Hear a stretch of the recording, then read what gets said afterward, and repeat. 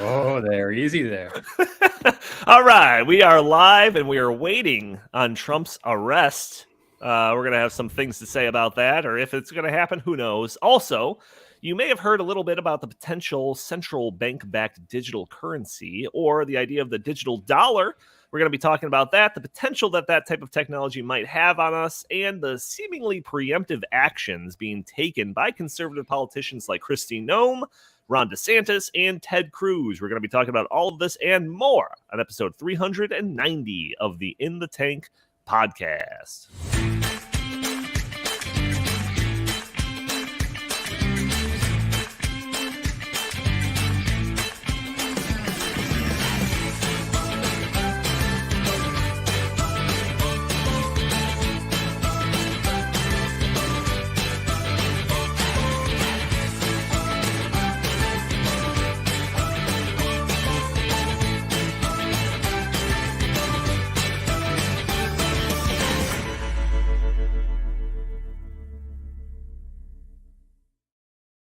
Welcome to the In the Tank podcast. As always, I'm your host, Donald Kendal. Joining me today, I've got a full crew. I've got Jim Lakely, VP of the Heartland Institute. How are you doing today, good sir?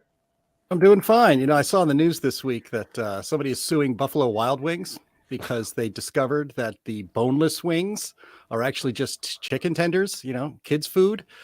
So I'm keeping a really close eye on that because wings are extremely important to me. And just the idea that somebody could be so dense that they don't realize that boneless chicken wings don't exist and that they are just chicken tenders. Oh, I thought they were suing over the fact that they weren't buffalo. But hey, you know, maybe... Yeah, there's no buffalo in those things either. So yeah, hey, don't give them any ideas. Also joining us, we've got Justin Haskins, director of the Socialism Research Center here at the Heartland Institute. How are you doing today, good sir? I'm also following the Buffalo Wild Wings saga very closely, and I've discovered that that's the least of our problems because soon we won't be allowed to eat chicken at all. So these are the glory days when we can have fights over whether boneless wings really have bones or not. Soon it'll all be grown in a lab, and it won't matter. There won't be any bones. So that's my biggest concern. That's true. Chris Talgo, editorial director at the Heartland Institute. What is your take on the Buffalo Wild Wings story that we are covering in depth on this episode? All right. Well, in all honesty here, I am a big fan of non-bone wild wings. So I really gosh. I do. I hate the bones because it's just so hard to eat around them. And it's like I feel like you waste so much of the meat. So I'm a big fan of boneless, and I think that Culver's has the best boneless wings on the planet Earth. See, we've got all sides of this covered. We've got the pro-bones, we've got the anti-bones party over here represented. So we cover the big important stories on this podcast. Never let that be said. Yeah, the idea that, you know, a former sitting president might be arrested over some seemingly frivolous charges, you know, that's secondary. We needed to get to the bottom of this lawsuit about Buffalo Wild Wings. But yeah, no, we do have some topics too. Let's not get totally sidetracked here. We'll come back to the Buffalo Wild Wings story if we have time at the end of the episode. Well, Donnie, just one more update to that. So in other news, the Subway company was sued a couple of years ago because someone had checked in their foot-long sandwich was not actually an entire foot long. So this has legal precedent. Just keep that in mind. I think the Supreme Court will eventually hear this case. I think you're right. I do too. Probably. So yeah, we were thinking that we were probably going to dedicate a lot more of this episode to the idea of Trump being arrested. But there hasn't really been any news on that yet. So I think we're just going to limit it just to this kind of opening part of the episode, because last week, you know, probably late in last week and then over the weekend and then even into the earlier this week, there was this idea that like Trump is going to be arrested on Tuesday. Like that's what Trump's people said. That's what some people in the media were suggesting was going to be the case. And you know, it didn't happen. Now it's Thursday and he has not been arrested. So, you know, we'll see what happens. But I largely ignored this. I chose to ignore this story up until just like a couple of days ago for two reasons, really. One, I'm kind of sick of Trump being like the end all be all when it comes to them talking about conservatives in the media. Like, it's just like, he's obviously not like the front and center. Like, so why are they paying so much attention to him? And then second, I just kind of figured that this wasn't going to happen. Like, it's just another one of these, the sky is falling on Trump stories that I've heard approximately 87 times since he started his run for president in 2015. And so far, he's 86-0. So I figured that this was just going to be another story where nothing actually happens. So anyways, over the weekend, I had a family member bring up Trump's potential arrest, asking me about it. And at that point, I said, I honestly, haven't been paying attention, but, I'll look into it, I guess. Begrudgingly, I look into it. So I did, and I looked it up. And I very intentionally stayed away from conservative-leaning outlets. I wanted to hear, like, the official narrative, not anything that had some, right-leaning slant to it. Like, if anything, I want a left-leaning slant. Like, I want to know what he is being charged with. So I pull up the first New York Times article that I found on the subject, and it was titled, What We Know About Potential Indictment of Donald Trump. So I want to read a little bit from this article. So the third paragraph says, Alvin Bragg, the Manhattan District Attorney whose office is bringing the case, is focused on Mr. Trump's involvement in the payment of hush money to a porn star, Stormy Daniels, who said she had an affair with him. Michael D. Cohen, Mr. Trump's fixer at the time, made the payment during the final days of the 2016 presidential campaign. While the facts are dramatic, the case against Mr. Trump could hinge on an untested legal theory, and a conviction is far from assured. So as soon as I read that paragraph, actually both of those paragraphs, I was just like, well, there you go. This is all BS. Like, the facts are dramatic. It's like, dramatic? By what standard? Like 1965? This isn't dramatic by today's standards. And then the quote, this case against Mr. Trump could hinge on an untested legal theory. It's like, well, there you go. Like, this is all just a bunch of a clown show circus act to try to once again bring down Donald Trump for something.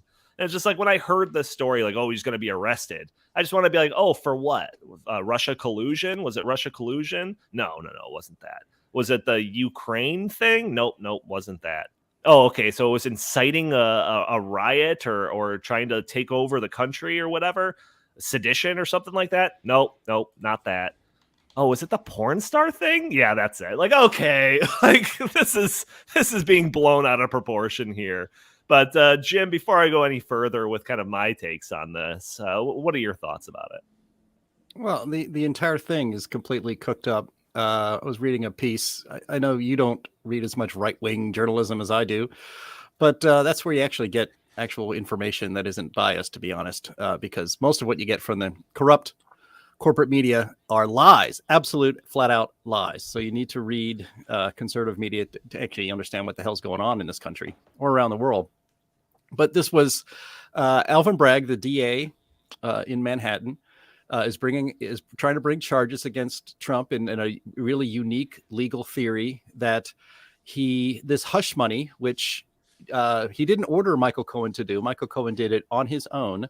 And he even testified, did Michael Cohen, who at the time was an attorney for Donald Trump, that he did it on his own, that Donald Trump did not ask him to do it, and that he did it because he didn't want that this allegation. And again, if you believe him or you don't believe him, Donald Trump still denies that anything went on between him and Stormy Daniels. But that he did this on his own, and that he did this to protect Melania and personal embarrassment to Donald Trump that had nothing to do with his campaign.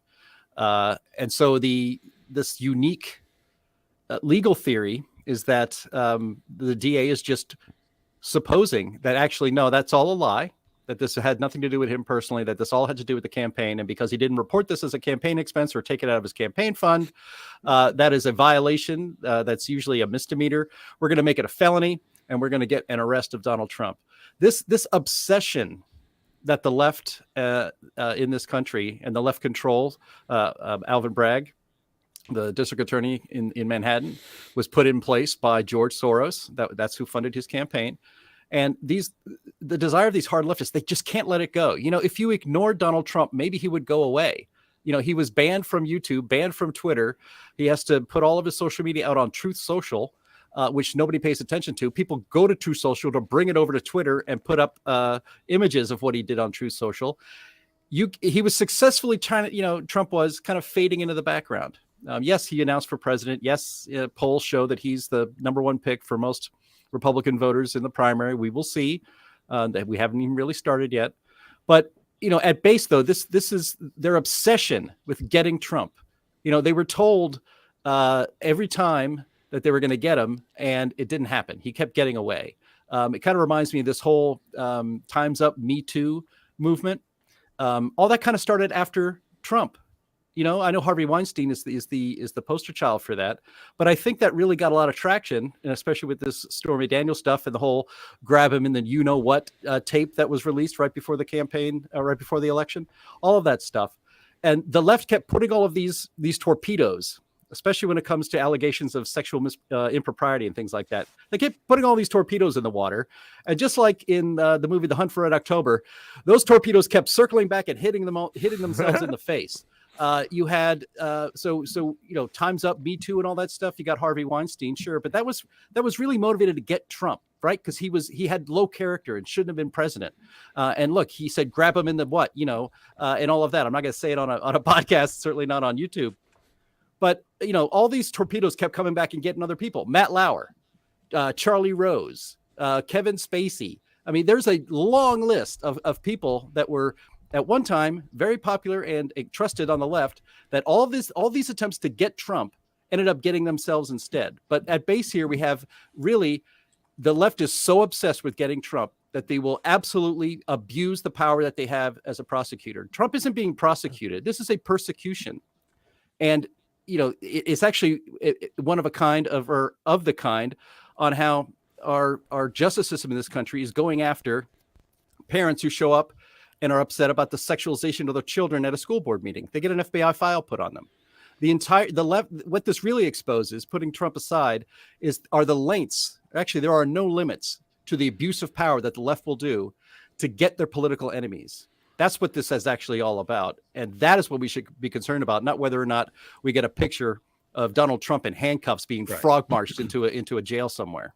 Yeah, you say that I only get lies from the New York Times if I read it, but I'm reading straight from the New York Times here, and it explains what this case is all about, and it talks about the money that was used for this hush money, and that he apparently allegedly said that wrote this off from his company as like legal expenses. And it says, in New York, falsifying business records can amount to a crime, albeit a misdemeanor. To elevate the crime to a felony charge, the prosecutors must show that Mr. Trump's intent to defraud included an intent to commit or conceal a second crime, and that this second crime is a violation of election law, like you were saying, and that this payment was actually an in-kind donation to his campaign or something like this.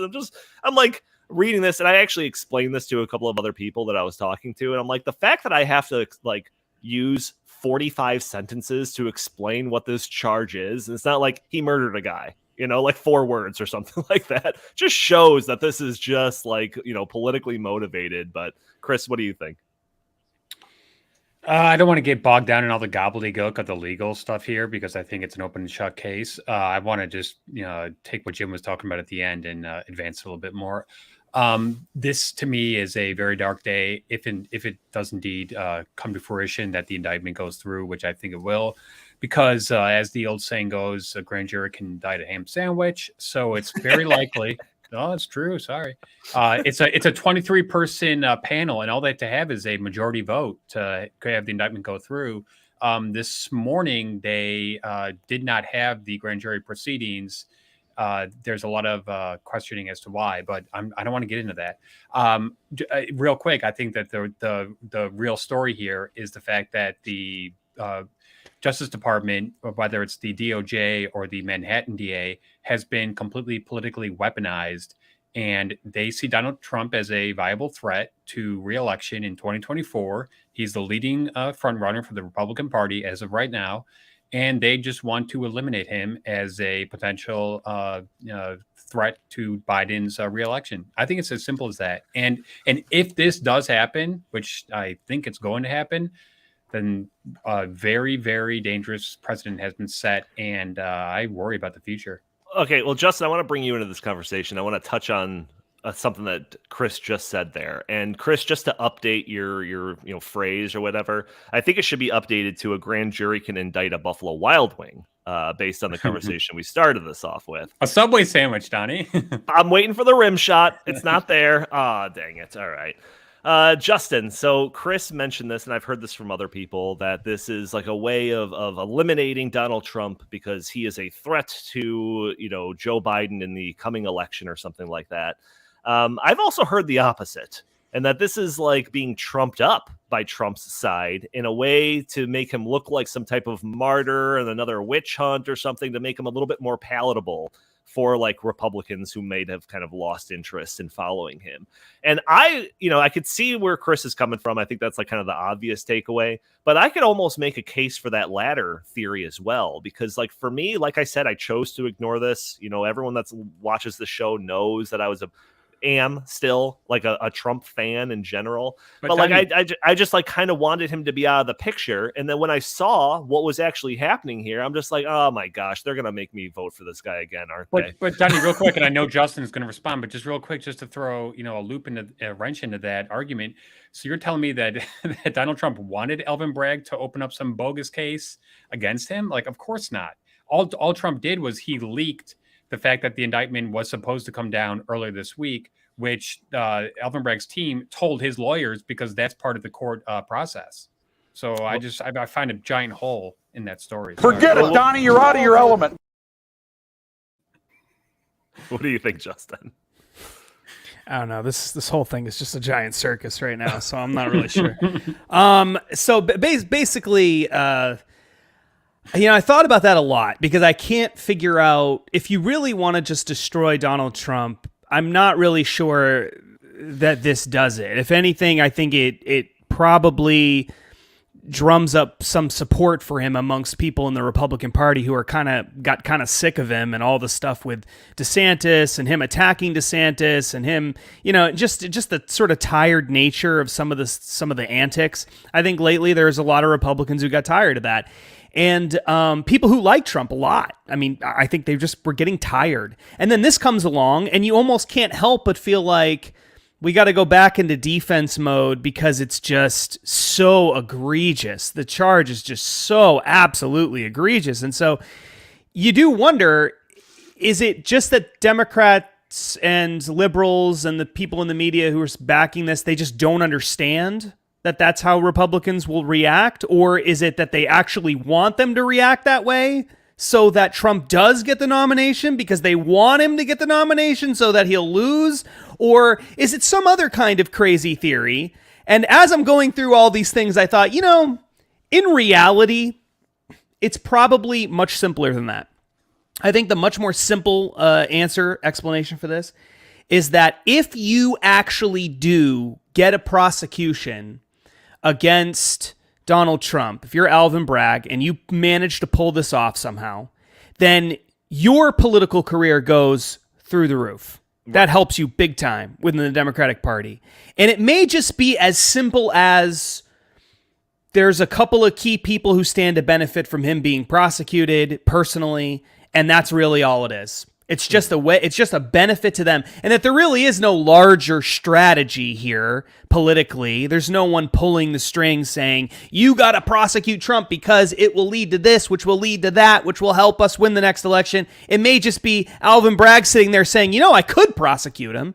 And boy, if I could pull that off, maybe I can run for Congress someday, or maybe I'll be, rich and famous off of this. I could write a book about how I took down Trump, or whatever, like taking down the big man, or no, Joe Biden's the big man. Taking He's down the big guy. The big guy. Sorry, taking down Orange Man, right, or something. I can see it now. An Alvin Bragg story, right? Like he's got a shot at becoming. No one knows who he is now. All of a sudden, he could be somebody, and that, I think, is probably all this is. The fallout from it, the reason the media is not ignoring it is because the media, first of all, have a mental the mental disease. They can't stop themselves from talking about Donald Trump. They're sick.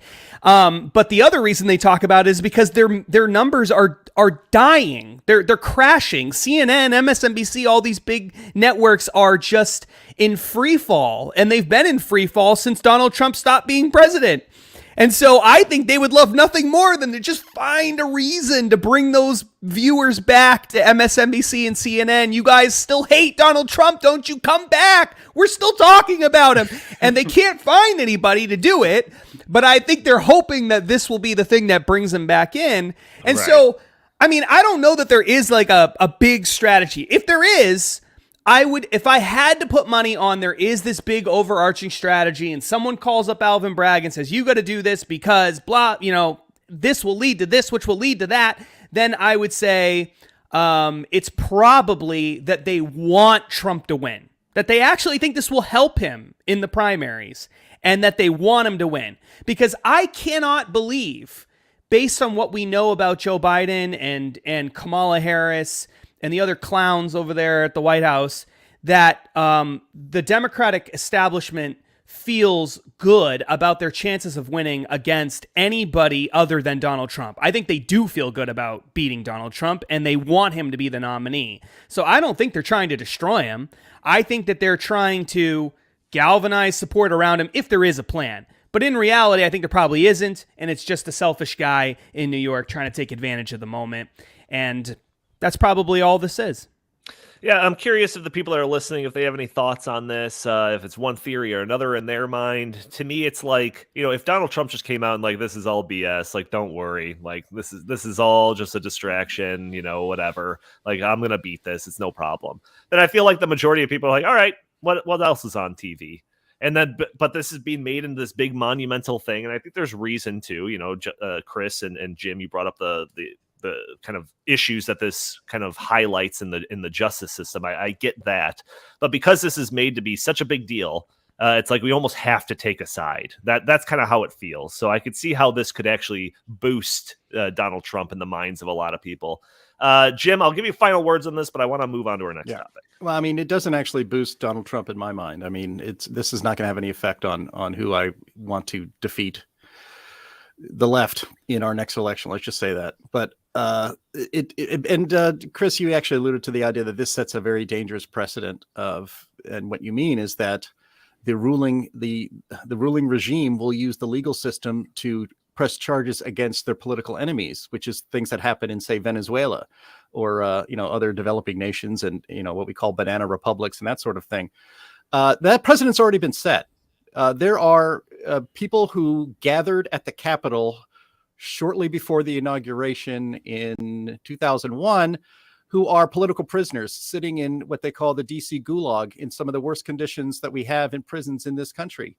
And why are they really there? They're there because they are the political opponents of the regime in power. That's it. So that precedent's already been set. So I'm actually not surprised they went after Trump. And, just one last thing, people say, well, you shouldn't do this, Dems, because when the Republicans are in power, they'll do the same thing to you guys. No, they won't.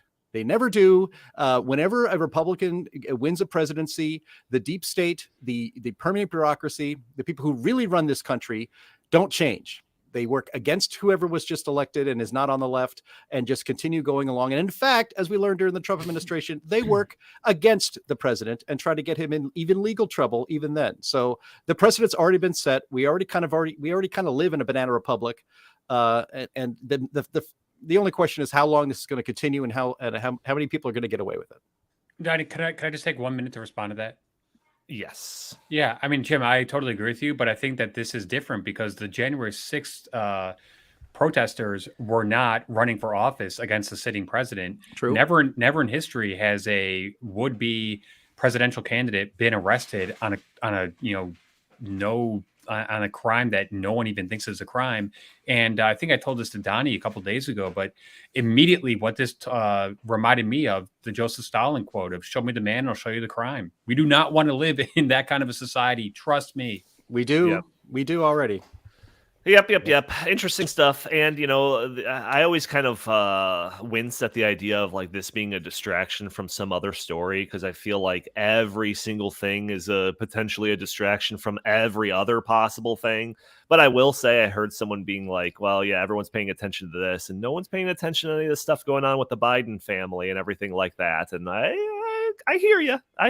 Or China and Russia, becoming bosom buddies, or China going into the Middle East and negotiating with Iran and Saudi Arabia. And China this is what I mean. It's China a now distraction being for everything. But I'm just saying. I mean, I love how that's just been completely overlooked by the mainstream media, even though we are on the verge of a world-changing power struggle between the United States. In fairness, people don't really care about any of that stuff anyway. So that doesn't matter, right? It doesn't matter. Yeah. All right, well, let's talk about something that might have some even longer-lasting potential impacts, and that is something that we have talked about a handful of times on this podcast, and that is the idea of a central bank-backed digital currency, or the digital dollar. So like I said, we've talked about this a number of times over the past, year or so, maybe even longer. I have no concept of time anymore.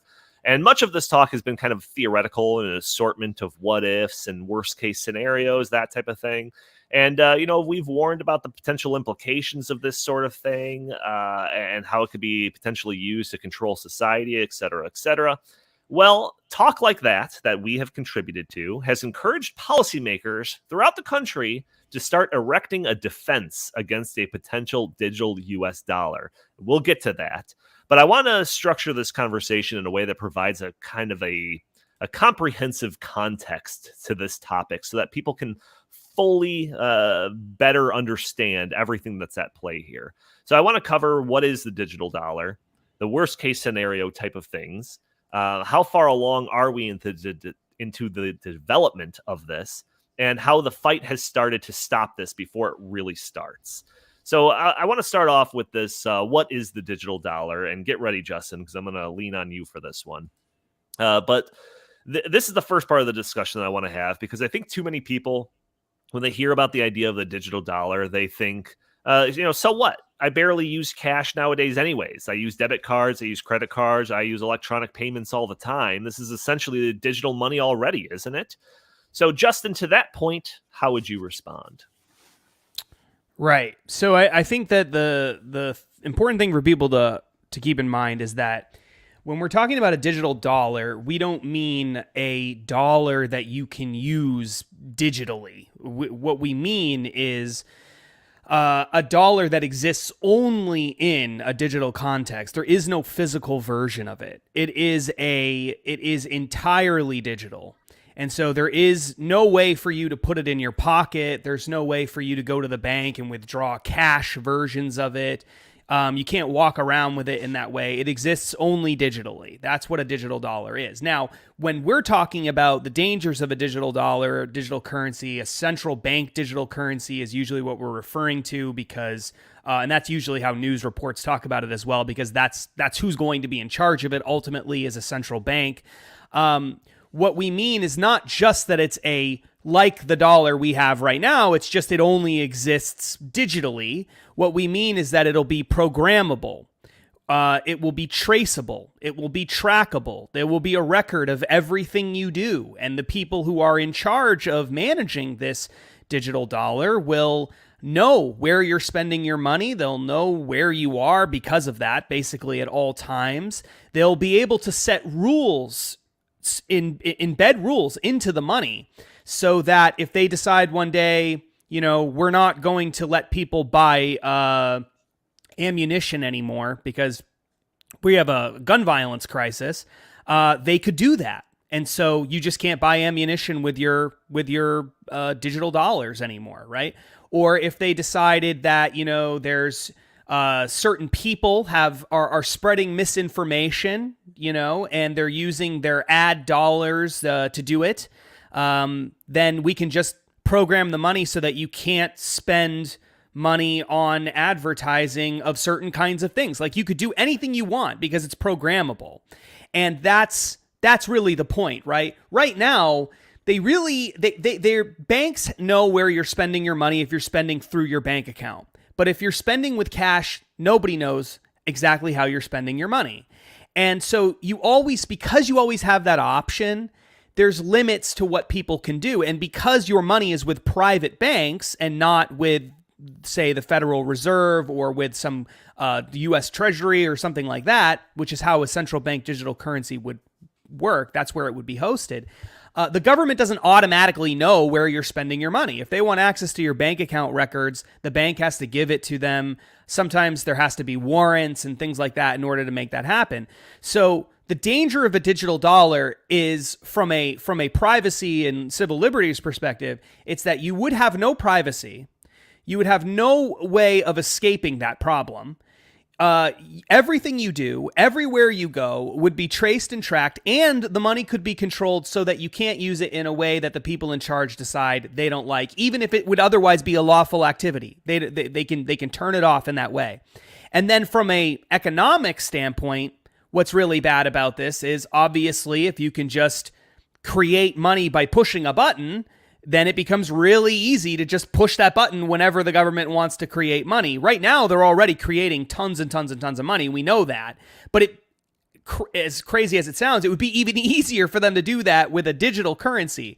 And then you could also tie rules to it. So let's say they wanted to increase spending, but they just can't get people to spend money. They lower interest rates, but they just can't get people to go out and get loans and spend money. But they need to boost the economy. Okay, well, then they could set a rule to the digital dollar that says if you don't spend a certain percentage of the amount of digital dollars you have, they're going to start disappearing.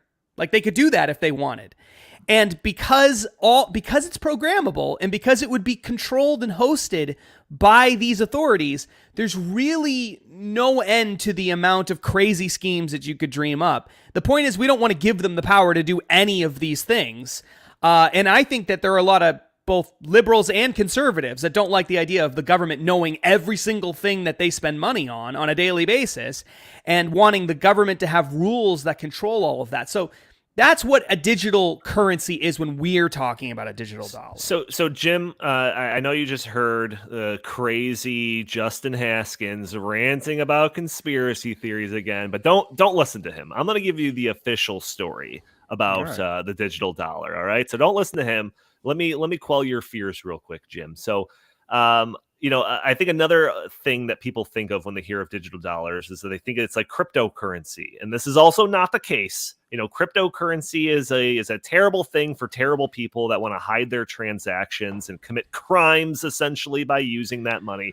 That's not the case. All right. This is actually very much a digital dollar is actually kind of the opposite of cryptocurrencies in many respects. Cryptocurrencies are very specifically designed to be decentralized. You know what else is decentralized, Jim? Bad stuff. You know what's centralized? Good stuff. And that's what CBDCs are. They're very centralized. The central bank that backs the digital currency would have all sorts of controls over the currency. So, these are some other things that a CBDC could help facilitate. Listen to all of these different benefits. These come from these people that are advocating for this. That's me.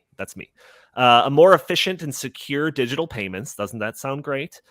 Increased financial inclusion.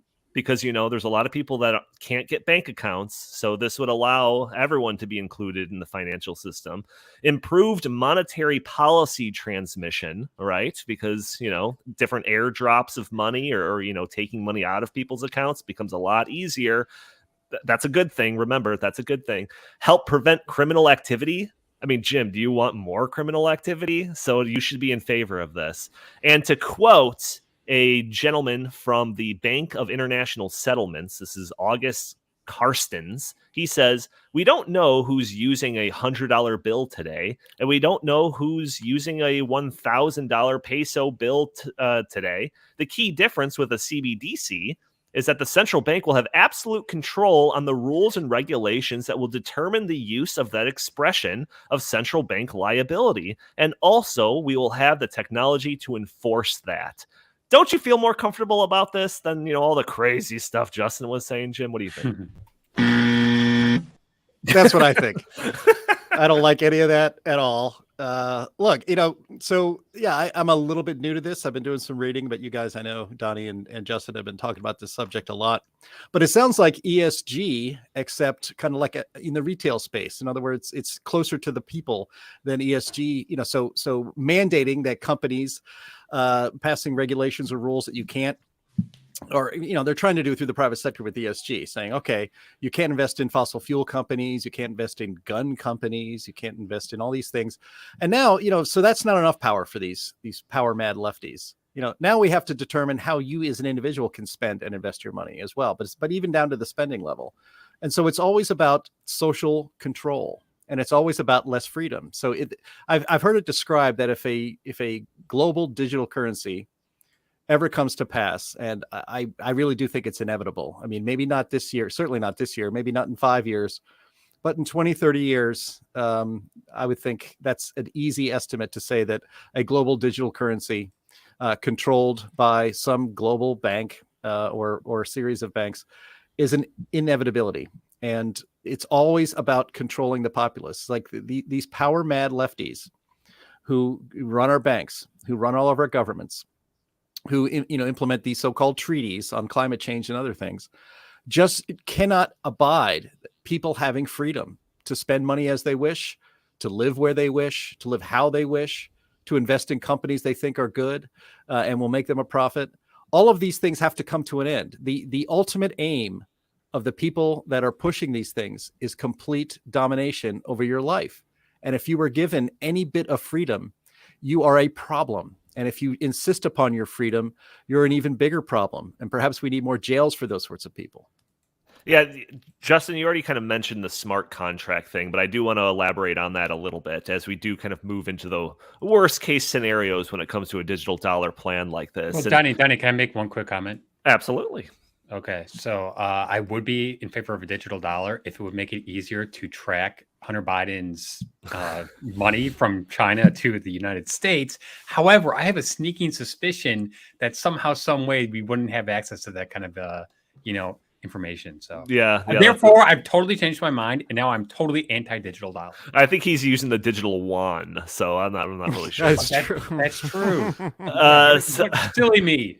So the idea of smart contracts originated in the cryptocurrency field, and it does allow for some very interesting use cases for cryptocurrency or currency in general.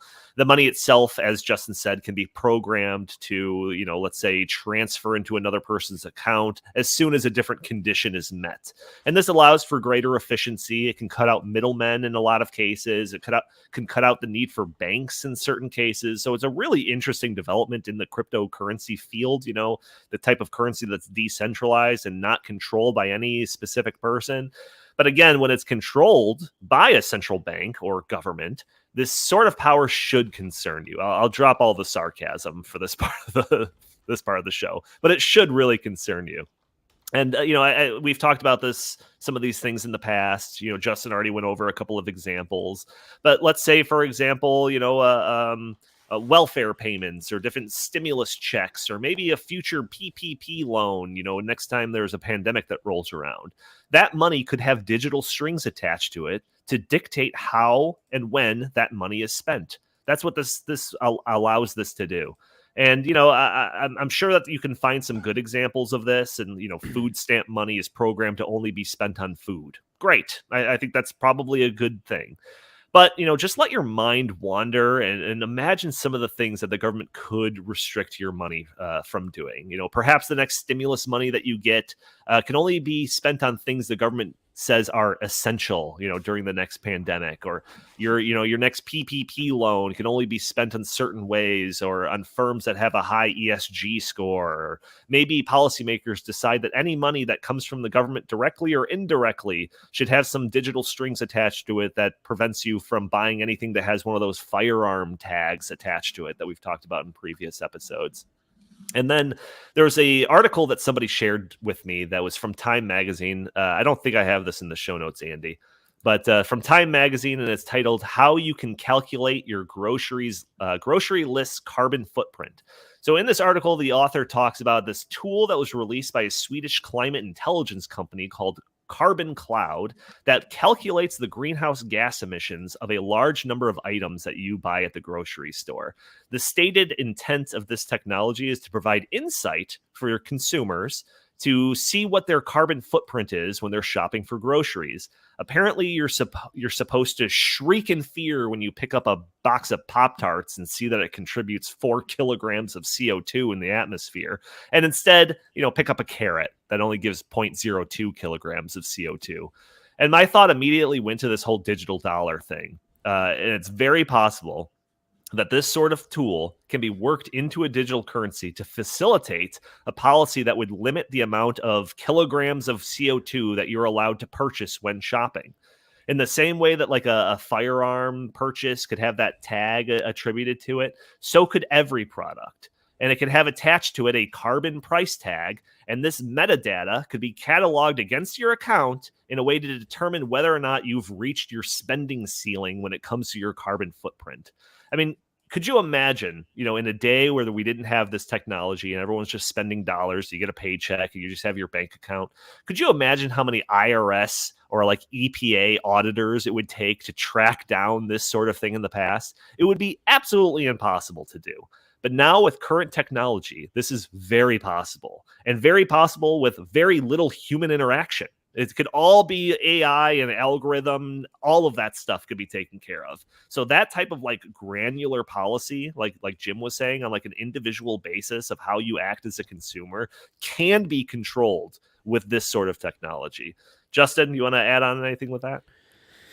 Yeah, no, I think that's exactly right. I mean, there really is no end to the way that you could use a central bank digital currency. I mean, it really is, in a lot of ways, just the end of freedom.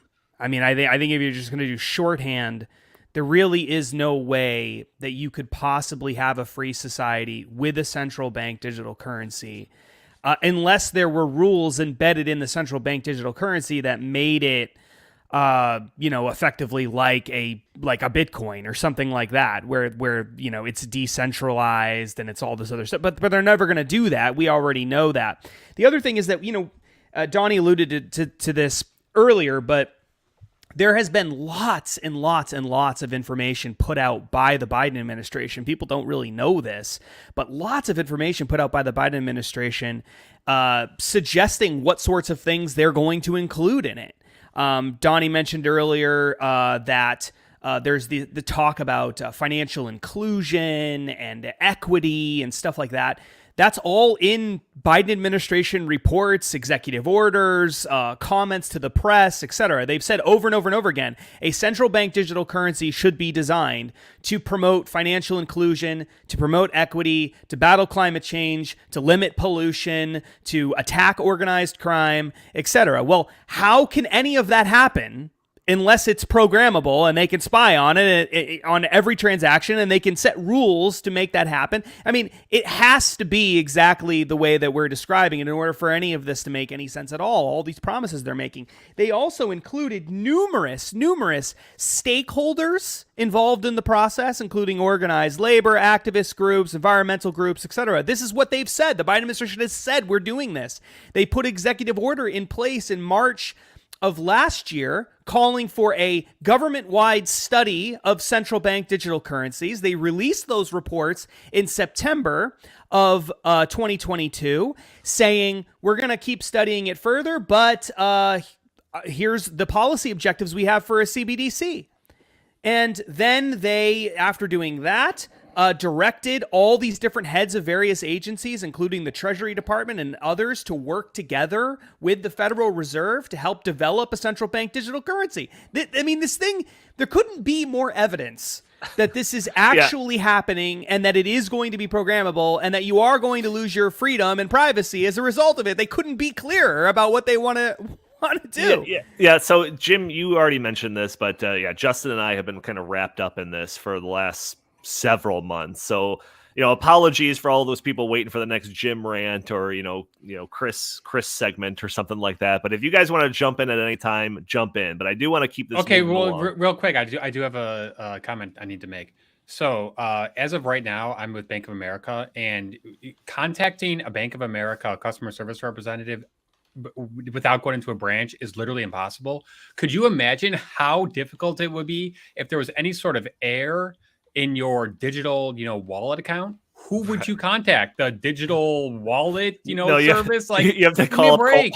You have to call. 330 Americans are all going to be calling the same number, like constantly. Hi, why is my account, 1,000? You have to call Jerome Powell. You have to call him up. Maybe Janet Yellen. Maybe her personal cell phone number will be given all of us. I mean, I don't know, but it's just one other thing. Those are the kind of things that they just don't even consider, which, as anyone knows, is going to cause huge problems. Donnie, I don't want to keep going on this, but when they were rolling out Obamacare, do you remember how horrible the website was? How it wasn't even working? They had years to do that.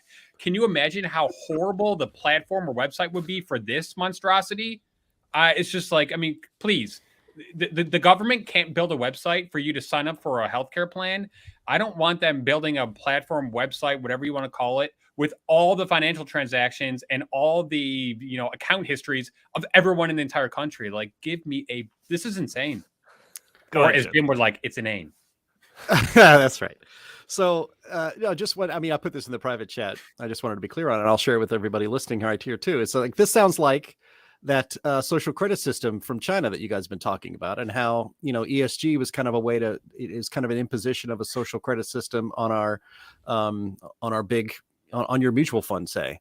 But this is a way, and of course China can impose a social credit system because they're culturally and politically they're a totalitarian society, and their people they have no choice. They have to put up with it, and so it's not necessarily tied to their money, but they have to participate in a social credit system in order to operate in their society.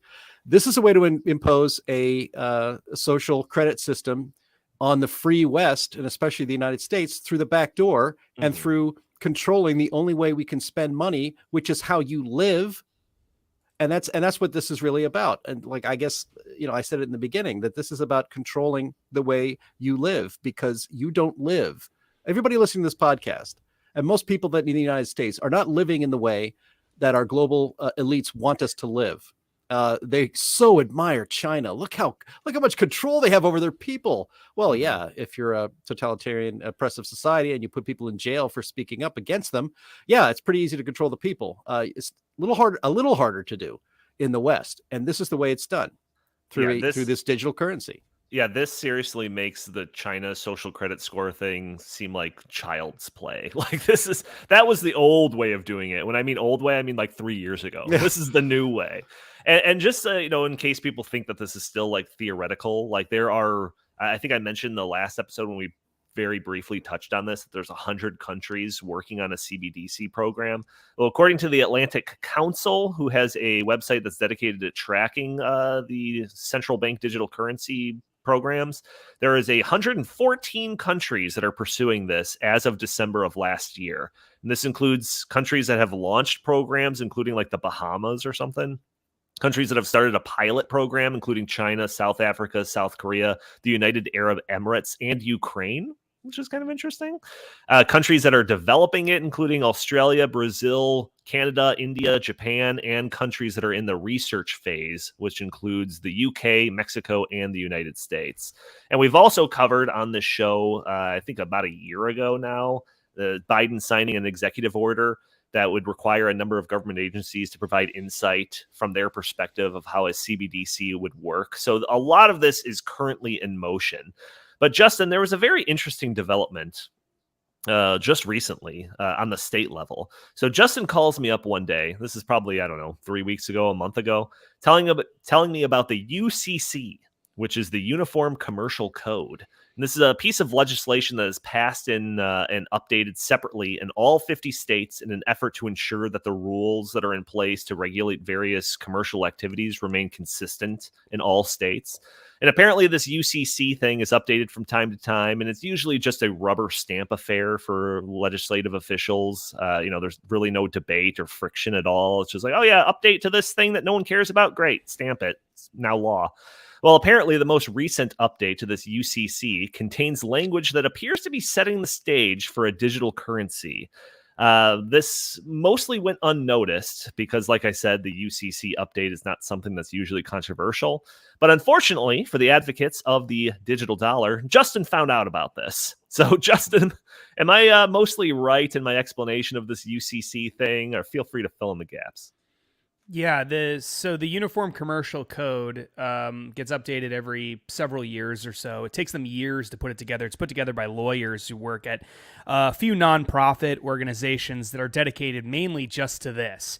And there's a lot of good stuff in the UCC. It's important that we have a UCC, and it's a really good federalism thing because it's not a federal law, it's a state law, and all the states pass it. And so there's a lot of good stuff related to this. But in the most recent version of the UCC, they added stuff in that redefine the definition of money so that specifically money was whatever the government says money is, unless the government says that it's a cryptocurrency, in which case it's not money, even though the government says it's money. So if the United States government came out tomorrow and said Bitcoin is the official currency of the United States, according to this commercial code, the updated version of it, it wouldn't be money, even though the government says that it's money. And otherwise, it would be considered money, but in this case, it wouldn't. And that caused a lot of people to say, it turns out that that's actually not really the most important part of the story, but that caused a lot of people that raised a lot of red flags saying, why would they even do that? And when we started digging into it more, what we found was that there's all sorts of things that in both the existing code and the amendments that are being proposed that would, in effect, make it easy for a central bank digital currency, which has not been created yet officially, right, to be utilized in a bunch of different kinds of commercial transactions. So stuff related to loans and, having when you need to have collateral and all sorts of technical stuff that you don't really need to know. But the point is that the code in its current form and in the amended form is trying to make it possible for central bank digital currencies to be used, even though they don't exist. Now, that's especially strange given the fact that this is state law, okay? So you have all these states all across the country. There's 20 some odd states right now that are looking at this UCC update. All the states have the existing UCC already in place that have some of these problematic provisions in it. A lot of states, most states are red, and they don't want a central bank digital currency. Yet their code is written to account for a central bank digital currency that they don't want to happen, and that doesn't exist. So the question is, why are you putting things in your code that help make a central bank digital currency run smoothly in the economy when you don't want it in the economy and it doesn't exist in the economy? It's right. Insane. And so once we, and there's a bunch of other groups, Club for Growth is another one, and State Freedom Caucus is another group that's been working on this. Once we started alerting lawmakers to what was going on, there was this huge internal battle in a number of states over this question of, should we just update the UCC as it is currently? Should we revise it? Should we just kill the amendments? What should we do?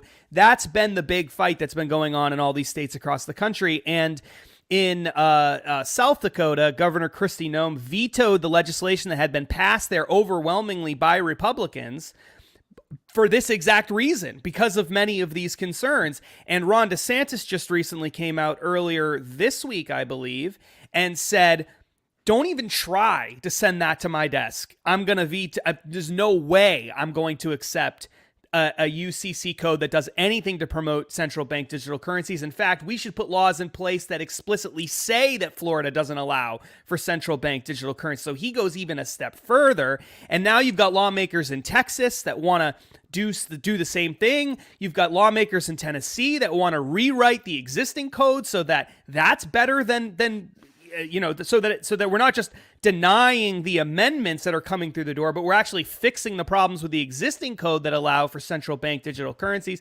And so there's all these fights surrounding that about whether this is bad for cryptocurrencies or good for cryptocurrencies. That's actually not the focus. The focus is that the code, that states should never put things into law that are going to help make a central bank digital currency happen.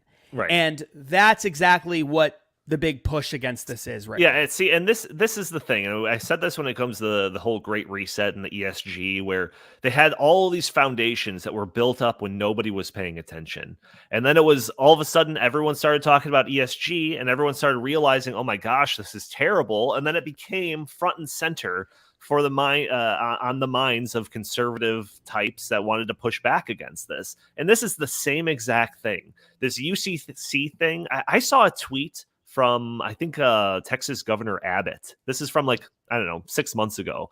It was a tweet being like, I signed this UCC thing into law. Like, it's going to be great or something like that. And I'm sure that he did that out of just like this idea, like I said, that it was just, you know, a rubber stamp. You know, nobody even cares what this is. Like, let's move along. But now that this is becoming a thing that people are aware of, this potential of a digital dollar that has really shined the spotlight on these foundations that are trying to be built up underneath the radar, and they're exposing it to a point where these people who have big political sway are doing something about it. So yeah, Justin, you already mentioned that the South Dakota governor, Kristi Noem, vetoed it. She was on Tucker Carlson talking about exactly why she vetoed it, and she actually did a really good job of explaining it. And I say actually because it's kind of a difficult topic area to explain in a concise way when you're on a 3-minute clip on Tucker Carlson. But she did a really good job of explaining that. And then, Ron DeSantis coming out and proposing some bill that would explicitly prohibit CBDCs in the state. And that's like a guy who could be running for president soon, where this is front and center on his mind. No, we have to take a stand against this.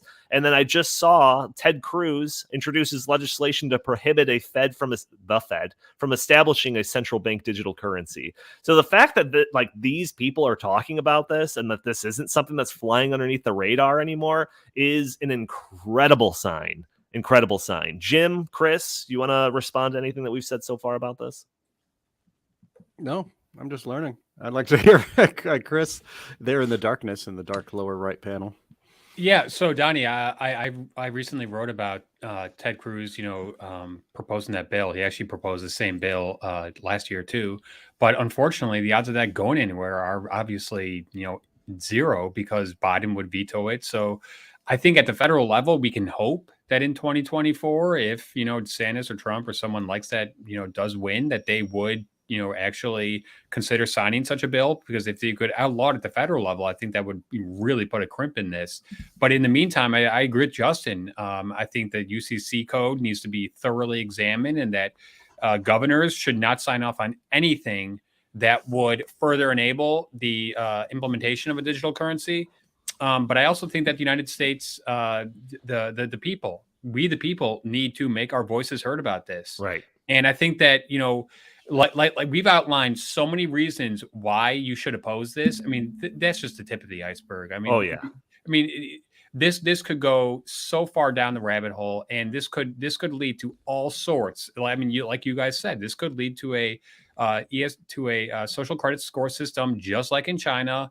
And Donnie, one of the things that I've been watching the past couple of years is how these payment processors, especially like the major credit card companies, are already in the business of doing this with, under the guise of the banks. Right. So I think that this would just actually further alleviate that, that middleman, which to some degree we can hope, bows the pressure from people. Because if the payment processors, or if, like your local, and mid-sized regional banks are no longer part of the picture, well, then that means that it's going to be total consolidation of the entire banking sector. And I think that that's what we are seeing playing out before our very eyes. And I think that, I'll take this back to 2008, 2009, when, we had too big to fail, and had a bunch of big banks gobbling up a bunch of bigger, smaller banks. I think we're about to see that happen again. And I think that, when the dust settles, we could be left with Chase, Bank of America, Wells Fargo, and Citi. And, those are the big four. And I think that would also make it much easier for the government to roll out this CBDC, because they could do it under the guise of, well, we're partnering with the banks to do this. Yeah. And then, they could, whenever they want, take the banks out of the equation there. And then we'd be stuck with this digital currency. So I think that the environment is very ripe for something like this to happen. And I think that it is incumbent upon the people to push back against this at the state, local, federal, whatever level possible. just don't allow this to happen. Do whatever you need to do. 100%. I mean, when ESG was I mean, we started talking about ESG maybe before anybody here on this podcast. The Heartland Institute's been pushing back at it in every way we can, and we specialize in communicating to state legislators. And ESG is a global phenomenon, right? Yet state after state after state took a stand and said, no, we're not going to participate in this whole ESG garbage. And, one state then follows another, then follows another. And now we see that some of these big investment houses are kind of backing up from ESG, or at least saying they're backing up from it. And I think the same thing can happen as global as a central bank digital currency could be, if, like, starting right there with Florida, if you start taking some stands, you slow the momentum for it. These things are not necessarily inevitable. And you may think you are powerless, but you are not. And states are also not powerless in this regard. And so if you don't take a stand, we will get run over. So you have to stand up. Yeah, the only reason that Ron DeSantis and Ted Cruz are talking about this stuff is because people that are like the people that are talking on this podcast or listening to us talk on this podcast are talking about it. That's the reason that they're paying attention. Mm-hmm. Justin, we are about to hit the 1 hour mark here, but just very briefly, can you just kind of outline kind of the next steps in this in two realms? One, kind of the fight against it, and two, like the path that it could take to actually becoming a reality? Yeah, so the main thing that we need to do right now at a federal level, what we need something along the lines of what Ted Cruz is proposing, but that is not going to happen while Joe Biden is president, and it's not going to happen. It might happen with the current constitution of the Senate, but it definitely won't happen while Joe Biden is president. So that's something that's we're just building momentum at the federal level for that. At some point in the future, I think we're going to have to deal with that at the federal level. We need to continue putting public pressure to make this a national issue so that presidential candidates take this on and make this a big thing, because that's ultimately how this is going to get done, is if a presidential candidate says this is a top priority for me and I'm gonna run on this. This is part of the platform. And then, of course, they have to win, but that would be a big part of all of that. At the state level, though, what lawmakers can do right now is they can go through their entire code, not just the UCC, but any other part of their code, where there is an allowance for a central bank digital currency. And it isn't always clear that that's the case. But if there are not guardrails that keep the central bank digital currency stuff out of their state codes, then they, as states, have every right to do that, to change their code so that a programmable, trackable, malleable CBDC cannot be used in a bunch of different kinds of commercial transactions and other things that are relevant to states specifically. That will go a long way toward throwing a stick into the spokes of this whole thing, and making it much more difficult for a CBDC to be rolled out in the future. You're not going to be able to totally stop it at the state level, but you can protest against it. You can make it harder for it to happen. You can say, nope, not in this state. We're not going to tolerate it to the best of our ability. And that's what lawmakers are starting to do on the UCC front, but they need to go through the UCC and purge it of all kinds of other problematic aspects related to this and other things, as well as a whole bunch of other state laws. Frankly, a lot of state lawmakers have kind of fallen asleep at the wheel when it comes to some of these more technical commercial transaction laws and things like that, financial laws, because it's really hard to understand them, and I totally sympathize with it.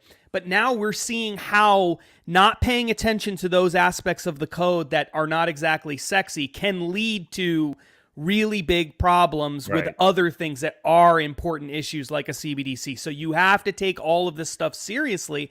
And the good news is I've heard from many lawmakers all across the country in a whole bunch of different states, including some liberal states, where they are starting to take that seriously and they really want to do something about this now. So that's just absolutely fantastic. We're going to win on this issue, I think, in the short term, and hopefully in the long term too. A lot of that will come down to the president.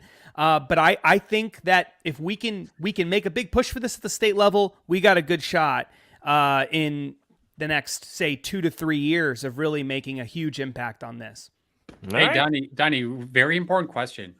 I don't want to end the podcast with a question, but would I still be able to go to Buffalo Wild Wings and buy boneless wings with my digital dollar? It all depends on how that because lawsuit... that is where I draw the line. It all depends on how that lawsuit pans out. Yeah, Is Buffalo Wild Wings too big to fail? It's very clear, Chris, from Biden's executive order from March that the answer is no. You won't be able to. Unbelievable. Well, it's a All right, climate change folks. issue.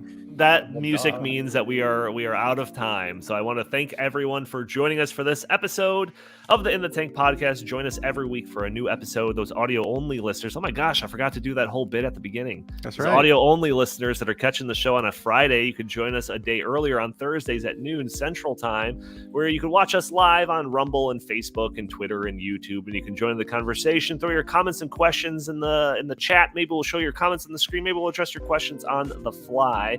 Also, you could do a bunch of things to help us out. One, for those audio-only listeners, leave a review for us on iTunes. It'd be greatly appreciated. For those people that are watching us on YouTube and Rumble, hit that like button, hit that share button, subscribe if you haven't already, or just leave a comment under the video. All of these things won't cost you a penny, only it costs you a second, but helps break through those big tech algorithms that prevent content like this from being shown to more people. If you'd like, you can follow us on Twitter at InTheTankPod, or you can send us your comments and suggestions or questions to the show by emailing us at inthetankpodcast@gmail.com. Jim Lakely, where can the fine people find you? At J Lakely on Twitter, at Heartland Inst on Twitter, and always visit heartland.org. Justin Haskins, same question. At Justin C. Haskins on Facebook, Twitter, Parler, Getter, and everywhere else that people are found. White Pages. Fantastic. I think I'm in there too. And, Chris, what do you have to pitch today? Well, I hope everybody goes to stopbeangsocialism.com because we got some awesome new articles up there, and they're definitely worth reading. All right, fantastic. Thank you all for joining us. We will talk to you next week.